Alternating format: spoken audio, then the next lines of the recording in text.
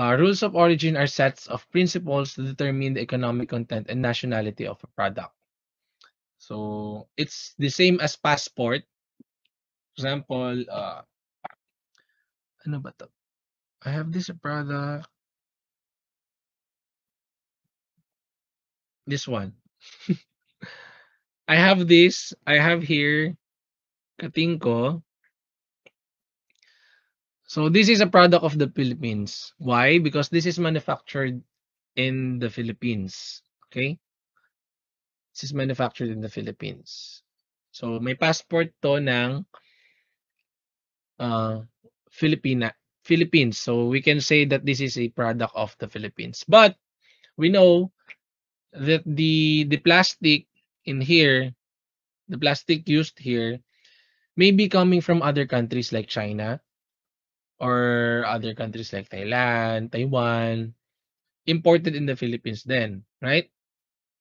And also the ointment used here, ayokong pakita kasi ubos na. Pero the ointment used here, the raw materials used, may be also coming from other countries, which is just outsourced also by the manufacturer here. But once you have processed everything and you have materialized a new product, when you manufactured it here in the Philippines, then this is, you can say that this is already of your product of such country. Like, let's say here, this is manufactured in the Philippines, then this is a product of the Philippines. Okay? But the qualifications to say that this is your product, you must observe the rules of origin, whether or not you are really qualified. I'll give you some example again. Um, Applying Rule 2A, Rule 2B, yeah, 2A, incomplete, disassembled, yeah. Rule 2A, applying Rule 2A, there are products imported in the Philippines, disassembled, right? Disassembled. When you import disassembled items, then what you just do is assemble it. Can you say that it is already your product, EJ? No, What do you sir. think? No, why? It did not go into substantial transformation, sir. Okay, substantial transformation is just another category of the rules of origin. Okay? So, kailangan that's just another rule that such product must undergo substantial transformation. So, hindi. Unlike on my previous example, nagkaroon kasi I imported raw materials, then imported the content on this Katingko, then I produce a new product. Okay? That's just a gist, pero very technical in terms yung identifying whether or not such product is qualified. We will discuss later on. So it is used to ascertain the origin of the good. Okay? That is not where that the goods has been shipped from, but where the goods has been deemed to have been produced or manufactured. The other uses of the rules of origin or ROO is to implement measures and instruments of commercial policy. It is also used for purposes of trade statistics and for the application of labeling and marking requirements. Tulad nga ng sinabi ko kanina, yung preferential trade agreements sometimes are being abused. Well, really, if the rules of origin are not properly being observed or followed, then the preferential trade agreements may really be abused of. For example, if very political lang rin kasi I don't want to really comment about it, but you see when China had issues with the United States, so we know that China is one of the biggest when it comes to the um exporting countries. So when US imposed sanctions or retaliation against China, then China diversified their strategies when it comes to how they can avail of the preferential duty rates to export to the US. So one strategy is to have a manufacturing country, to a country where is a member or has a preferential agreement to US. One example is Philippines. We have a US is providing us a GSP. So China products, raw materials can be manufactured here in the Philippines. Then Philippines will act as the exporting country, or and then the Chinese products can already avail of the duty rates. Okay, so uh, that's part of the global outsourcing. So rules of origin is very useful until when you are really into the global trade. Masaya siya. It's really fun to have a case studies on trading. Okay, so it's really important for us to be familiarized with ROO. Okay. So for those na hindi nakapag-customs exam, for those na postpone yung customs broker exam, marami pang pwedeng pag-aralan muna so that you can start working like the ROO. So it's not limited to being a customs broker immediately and to practice your profession using your license. You can practice your education as a customs administration with or without the license. Okay? Anyway, so the types of ROO, we have two, the non-preferential ROO and preferential ROO. Okay. Again, here's the origin criteria. So we have the rules of origin and two types, the preferential and non-preferential. Then under between preferential and non-preferential, there are two classifications still. The wholly obtained and the substantial transformation. When what was mentioned by EJ earlier is one of the classification, which is the substantial transformation. First, under the wholly obtained, here we can see um, locally produced goods. So wholly obtained is often applicable to fruits, to raised meats like cattle, poultry, pork, beef, yan, yung mga those that are not of manufactured or those that are of naturally uh, gathered or collected to such country, like that of minerals, what else? Gas, petroleum, yan, mga wholly obtained that has not undergone any manufacturing. Kumbaga, first hand pa lang, alam mo na talagang, okay, galing Philippines yan. It's no question. It's from Philippines. Banana, yan, mga fruits, coconut oil, coconut, yan. Those are wholly obtained products because firsthand, you can already justify that you are producing such product. Unlike for substantial transformation kasi, you have to follow certain rules pa. I have here breakdown. I break it down into three based on ATIGA.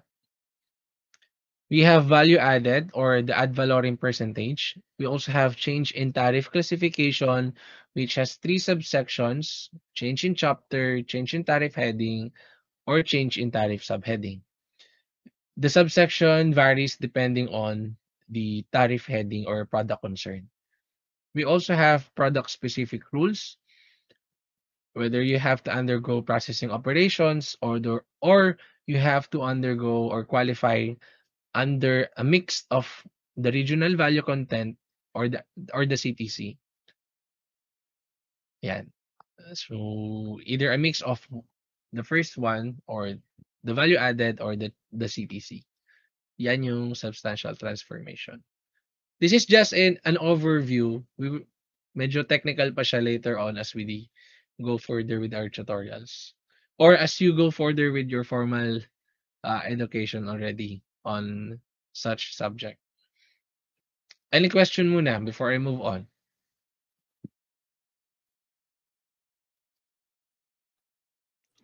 None, sir. Are you sure?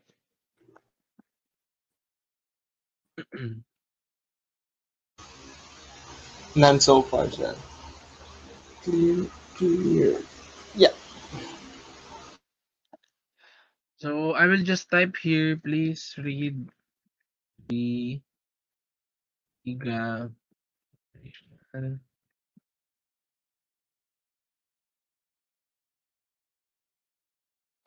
So please just read the Atiga OCP or the Operational Certification Procedures so that you're already familiarized with the origin criteria provided in Atiga. Okay? There's also, tulad ng sinabi ko, very wide kasi yung policies or rules. We're just talking about Atiga. Yung ASEAN-China Free Trade Agreement, may different operational certification procedures rin siya. The ASEAN-China, so ASEAN-Japan also has their specific OCP. ASEAN-Korea, ASEAN-Australia-New Zealand. So each free trade agreement has their unique operational certification procedures. So pwedeng sa ASEAN-China, they allow change in chapter, pero sa ASEAN-Korea, they only allow change in tariff heading or change in tariff subheading. And move further, here's just an example. So the rules of origin criteria uh, among or between different free trade agreements are provided here. For AFTA or ATIGA, so 40% of local or regional value added required based on FOB price. That's one criteria. Or change in tariff heading for digit level. That's another criteria. Or product specific rules may apply. Okay. While for ASEAN China, they allow RVC 40% or product specific rules. So wala yung change in tariff classification. On ASEAN India naman, what they do allow is 30%, 35% regional value content based on FOB for price and change in tariff subheading. Okay? So on AIFTA, you must qualify under a mix of 35% RVC and the change in tariff subheading. EJ, Jana, and Steven, are you already familiar with the regional value content? Yung computation po na direct method and indirect. Yes, yes, that's the regional value content. Are you already familiar with that one? Yung formula lang, sir. Yes. Okay, but aside from having to memorize the formula, we must also know the principles behind having that. Okay, so the regional value content, as you read through the OCP, mas maintindihan nyo siya. But to give you also an overview, regional value content kasi, ano siya, for example, on AIFTA, so we have ASEAN and India. So all products coming from any ASEAN members or India going to and out between them can be make use of as a originating product. As originating product. For example, I have here a product of this plastic coming from the raw materials I used to create this plastic is coming from Thailand. Then the ointment, the raw materials for ointment is coming from US. Then let's say the plastic I use here is 70% of the value to produce this product. Okay? So I have 70% uh, value added as a regional value content, then 30% of the ointment as um, not of regional value content. So I might still be qualified because I have exceeded the 35% allowed regional value content. And let's say there's also a change in tariff subheading to produce this product. Do you get the point? Clear? Sir, may Okay. confusion lang po regarding dun sa ano, yung change in tariff classification po. Yeah. Like, yung ibang countries po, let's say, they manufacture it from sa classifiable siya as change in tariff subheading. Tapos yung ibang country naman po na ASEAN din is from ano siya, from CTC, tapos bigla siya naging subheading. Pwede po ba kunyari i-contest ni country na dapat sa akin i-avail yung preferential trade sa isang country? Kunyari, At si between Philippines and Malaysia, sir, pwede po ba i-combat ni Philippines na since sa akin nag-originate yung product directly from from change in tariff classification to tariff subheading imbis na from heading lang ni product ni Malaysia. Pwede po ba i-contest ni Philippines na sa akin lang pwede i-avail yung preferential as opposed to Malaysia? Pwede po ba ganun situations? I have a correction on your statement. So, the change in tariff classification kasi is the general term for having a change in chapter, the change in tariff heading, and the change in tariff subheading. So, the CTC covers the three. Apo. Okay? So, yung question mo is whether one country can provide a specific qualification, let's say CTH or change in tariff heading, Yes po. against another country who may only allow change in tariff subheading. Tama ba? Yes, sir. Apo. Actually, no, because the application provided here is that of already agreed between countries. Okay? When we have established the rules of origin, it must apply to all countries between those member states in the preferential agreement. For example, in ATIGA, then the application of rules of origin must be harmonized between all ASEAN member states. Am I clear? Okay. Kung anong Thank in-apply you. ng Philippines, yun ang para sa lahat ng other ASEAN member states. I mean, kung ano yung agreed between ASEAN, that must be the applicable rules of origin among and other ASEAN member states. Okay. May gusto pa akong i-explain doon naman sa ASEAN plus other countries, but siguro kapag nahawakan ko na lang kayo in the near future, mas papalawakin pa natin yung understanding natin with the rules of origin. Baka wala na tayong pag-usapan sa susunod. Anyway, so here's just another this is provided by Graphic Asia Briefing Limited. So this is just another summary of the certification procedures across ASEAN FTAs. Okay, so hindi pa to kompleto. Wala pa dito yung ASEAN Hong Kong. It's just been recently implemented or enforced this year, 2020, in the Philippines. So CO forms are provided with codes. We have AANZ, DAJAKNE, and AI with their respective free trade agreements. Have you already seen a certificate of origin sample?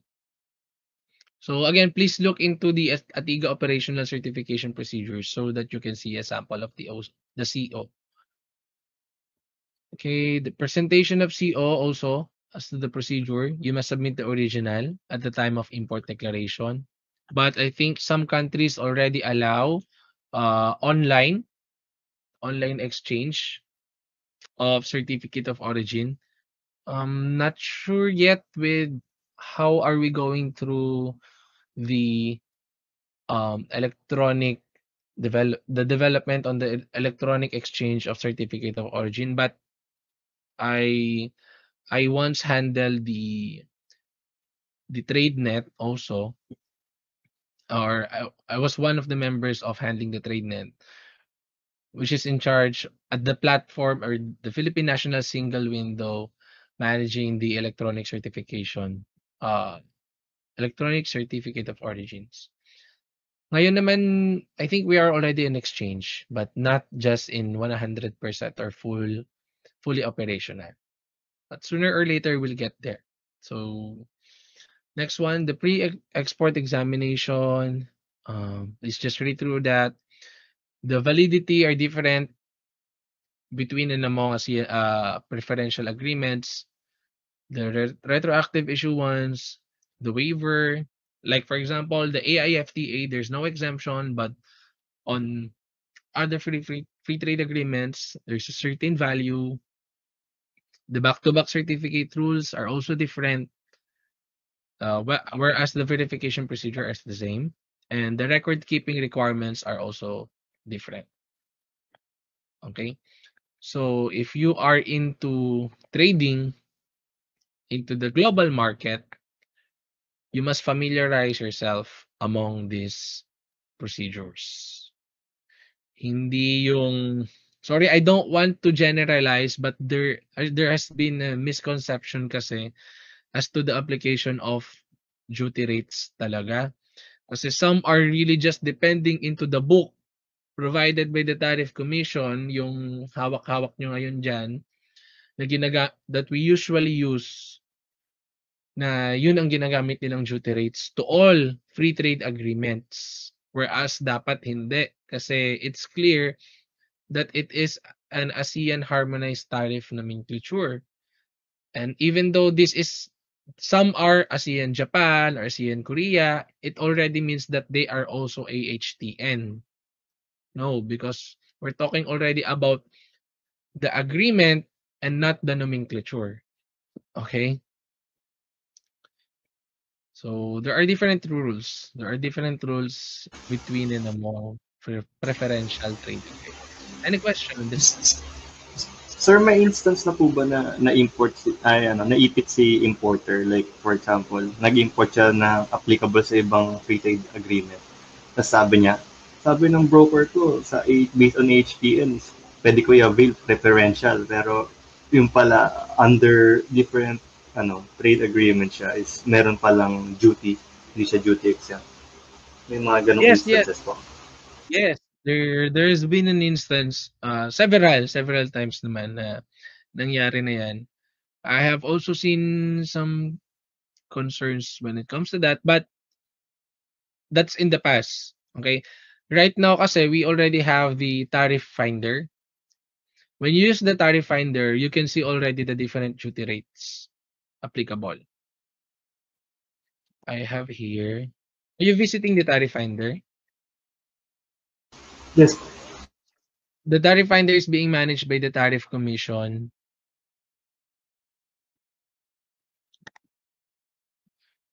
Sorry, our lecture ends already in this one, but I just like to show you the tariff finder and how's the platform.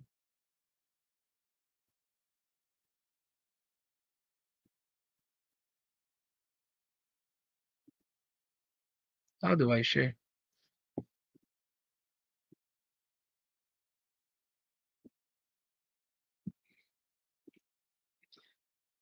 Can you see my screen?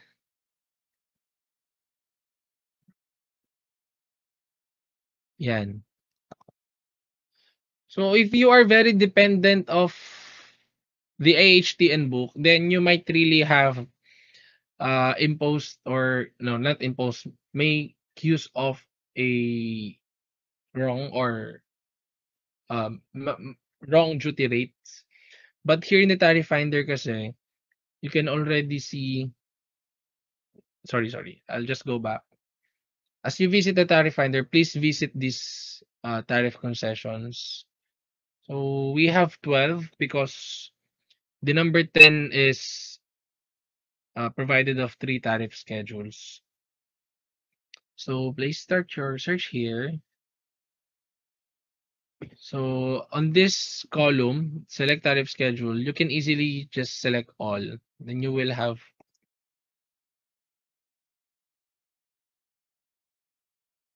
okay. Can you see my screen? dito madali mo na makikita kung ano talaga yung duty rates applicable. Because on the AHTN book, you can only see ATIGA duty rate. But here, you can already see the different duty rates depending on the preferential trade agreements that you're going to avail of. But you must also, of course, consider where is your goods coming from, diba?